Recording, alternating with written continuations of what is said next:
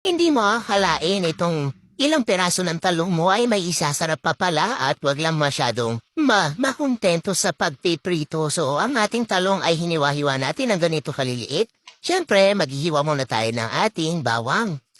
Babalatan natin yan at didikdikin. Ihiwain natin ng maliliit katulad neto. So, mas maraming bawang ang nilagay ko dito, isang ulo ng ating garlic. Pinuhila natin ng kaunti katulad nito at maghiwa na tayo ng ating sibuyas. Sa sibuyas ay medyo maliliit lang din ang pagkakahiwa natin dapat yan. Iset aside muna natin yan.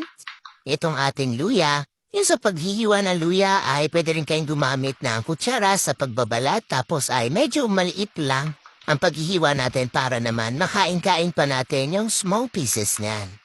Itong ating kamatis, dinamihan ko talaga yung kamatis para naman mas masarap.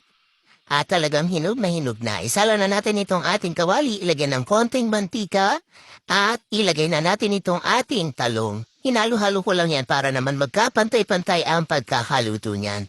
So, minsan pinaflat ko yan at tinihintay ko na lang na maluto. O medyo matusta yung ilalim. Tas lagyan lang natin ng konting salt and pepper.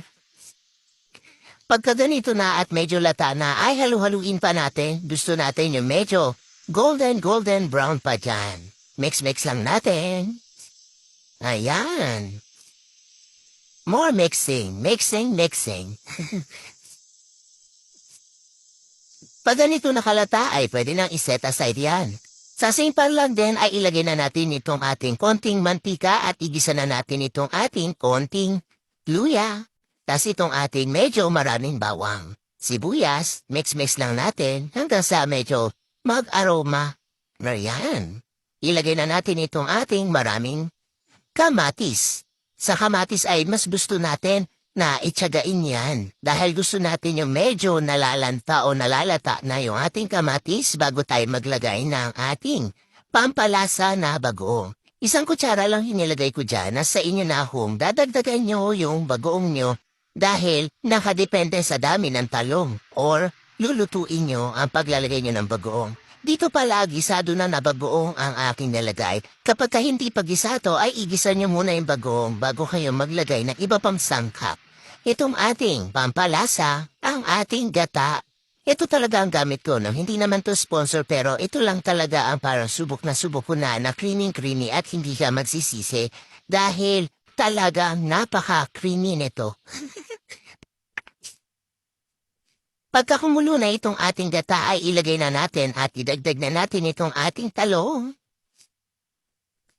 Maglagay pa ng green chili.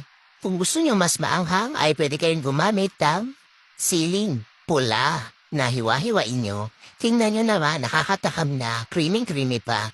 Ito pa lang talaga mapapakamay ka at sigurado ako marami kang makakain.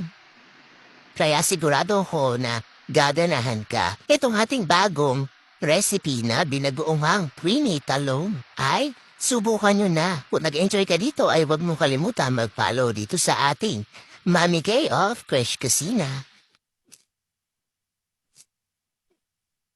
Tara, tikman na natin. Enjoy!